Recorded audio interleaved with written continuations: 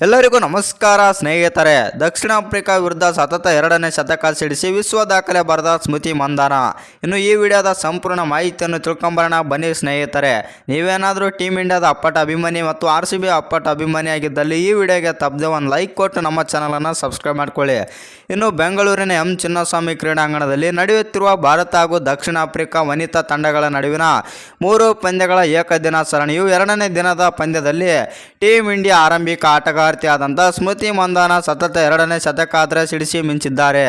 ಇದು ಅಂತಾರಾಷ್ಟ್ರೀಯ ಕ್ರಿಕೆಟ್ನಲ್ಲಿ ಮಂದಾನ ಅವರ 7ನೇ ಶತಕವಾಗಿದೆ ಮತ್ತು ಮೊದಲ ಏಕದಿನ ಪಂದ್ಯದಂತೆ ಎರಡನೇ ಏಕದಿನ ಪಂದ್ಯದಲ್ಲೂ ಅದ್ಭುತ ಇನ್ನಿಂಗ್ಸ್ ಕಟ್ಟಿರುವ ಸ್ಮೃತಿ ಅವರು 103 ಎಸೆತಗಳಲ್ಲಿ 12 ಬೌಂಡರಿ ಹಾಗೂ 1 ಸಿಕ್ಸರ್ ಸಹಿತ ಶತಕ ಪೂರೈಸಿದ್ದಾರೆ.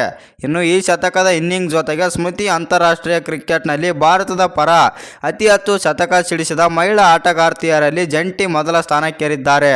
ಸ್ಮೃತಿಗೂ ಮೊದಲ ತಂಡದ ಮಾಜಿ ನಾಯಕ ಮಿಥಾಲಿ ರಾಜ್ ಏಕದಿನದಲ್ಲಿ ಭಾರತದ 7 ಶತಕ ಸಿಡಿಸಿ ಮೊದಲ ಸ್ಥಾನದಲ್ಲಿದ್ದರು. ಇನ್ನು ಮೇಲೆ ಹೇಳಿದಂತೆ ಏಕದಿನದಲ್ಲಿ ಸ್ಮೃತಿ ಮಂದಾನ ಅವರ 7ನೇ ಶತಕ ಇದಾಗಿದೆ. ಇನ್ನು ಇದರೊಂದಿಗೆ ಅವರು ಭಾರತದ ಪರ ಅತಿ ಹೆಚ್ಚು ಶತಕ ಬಾರಿಸಿದ ಮಾಜಿ ನಾಯಕಿಯಾದಂಥ ಮಿಥಾಲಿ ರಾಜ್ ಅವರನ್ನು ಸರಿಗಟ್ಟಿದ್ದಾರೆ. ಅಂದಾಗೆ ಏಕದಿನದಲ್ಲಿ 7 ಶತಕ ಸಿಡಿಸಿದ ಮೊದಲ ಭಾರತೀಯ ಆರಂಭಿಕ ಆಟಗಾರ್ತಿ ಮಂದಾನ ಕೇವಲ 84 ಇನ್ನಿಂಗ್ಸ್ಗಳಲ್ಲಿ 7 ಏಕದಿನ ಶತಕ ಪೂರೈಸಿದ್ದಾರೆ. ಮತ್ತೊಂದೆಡೆ ಮಿಥಾಲಿ ರಾಜ್ ಅವರು 7 ಶತಕಗಳನ್ನು ಬಾರಿಸಲು ಬರೋಬ್ಬರಿ 211 ಇನ್ನಿಂಗ್ಸ್ಗಳನ್ನು ತೆಗೆದುಕೊಂಡಿದ್ದರು. ಇವರಿಬ್ಬರನ್ನು ಹೊರತುಪಡಿಸಿ ಹಾಲಿ ನಾಯಕಿಯಾದಂಥ ಹರ್ಮನ್ಪ್ರೀತ್ ಕೌರ್ ಅವರು 5 ಶತಕಗಳೊಂದಿಗೆ 3ನೇ ಸ್ಥಾನದಲ್ಲಿದ್ದಾರೆ. ಇನ್ನು ಈ ವಿಡಿಯೋ ನಿಮಗೇನಾದರೂ ಇಷ್ಟವಾಗಿದ್ದರೆ ಒಂದು ಲೈಕ್ ಮಾಡಿ, ಶೇರ್ ಮಾಡಿ, ಹಾಗೆ ಇನ್ನೆಚ್ಚಿನ ಕ್ರಿಕೆಟಿಂಗ್ ಅಪ್ಡೇಟ್ಗಳಿಗೆ ನಮ್ಮ ಚಾನಲನ್ನು ಸಬ್ಸ್ಕ್ರೈಬ್ ಮಾಡ್ಕೊಳ್ಳಿ.